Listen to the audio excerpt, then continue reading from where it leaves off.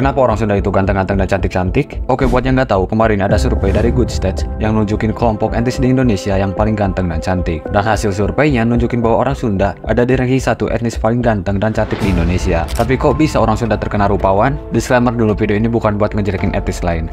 Toh ini hasil survei dari berbagai orang yang tersebar di seluruh Indonesia.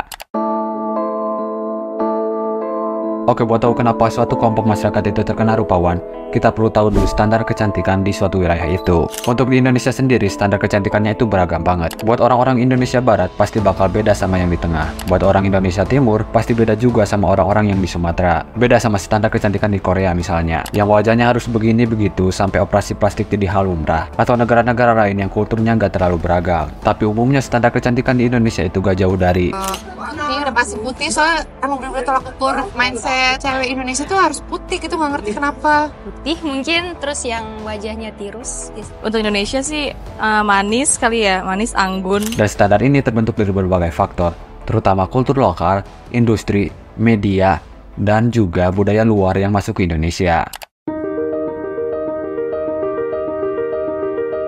Kulit putih, satu hal yang umum untuk diidam-idamkan di negara-negara Asia, termasuk dalam hal ini Indonesia. Ya, manusia punya kecenderungan keinginan untuk memiliki hal yang sebelumnya mereka gak pernah miliki.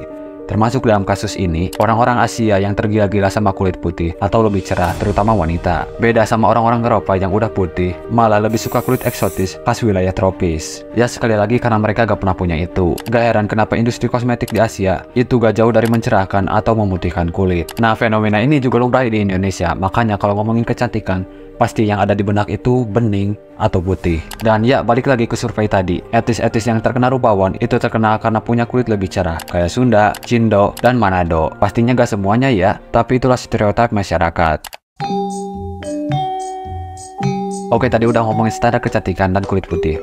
Sekarang balik lagi ke pertanyaan awal. Kenapa orang Sunda terkenal ganteng-ganteng dan cantik-cantik? Jawabannya ya tadi, karena mereka diasumsikan dengan kulit lebih cerah daripada masyarakat lain di Indonesia. Oke, tapi kok bisa lebih cerah? Mereka kan sama-sama tinggal di wilayah tropis, sama kayak etnis lain. Ya, ini sebenarnya bisa dijelasin secara ilmiah sih. Gini-gini, orang Sunda itu sejak dulu terbiasa tinggal di wilayah pegunungan, sampai-sampai orang Belanda sempat nyebut mereka sebagai Jawa Gunung. Lalu orang Sunda juga punya kebiasaan makan lalapan dan sayuran asli dari kebun mereka. Dan ya, ini bikin kulit mereka lebih cerah karena asupan nutrisinya dan kondisi geografisnya. Ditambah lagi orang Sunda itu sangat memperhatikan penampilan dan pintar merawat diri. Dan ini bertahan sampai sekarang ya, dengan banyaknya nama orang Sunda yang berkaitan dengan rupa, kayak Asep, Encep, dan Aep, yang berasal dari kata kasep yang artinya ganteng. Makanya jangan heran Bandung punya istilah Paris Panjapa yang terkenal sebagai surganya fashion di Indonesia.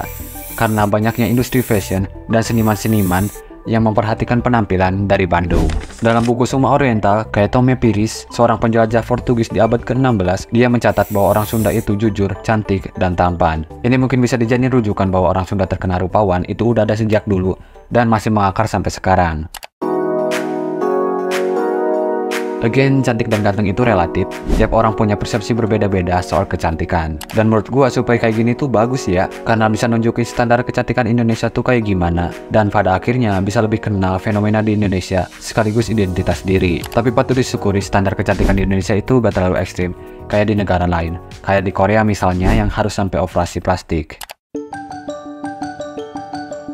Gue sebagai orang Sunda dengan adanya survei kayak gini tuh ada setujunya, ada kurang setujunya juga sih. Tapi seenggaknya gue punya hal lain yang bisa dibanggain dari identitas gue sebagai orang Sunda yang terkenal ganteng ini. Asik, gimana menurut kalian? Gue suka ngomongin sejarah dan geografi. Kalau lu juga suka, klik tombol subscribe ya. Gitu aja. Non.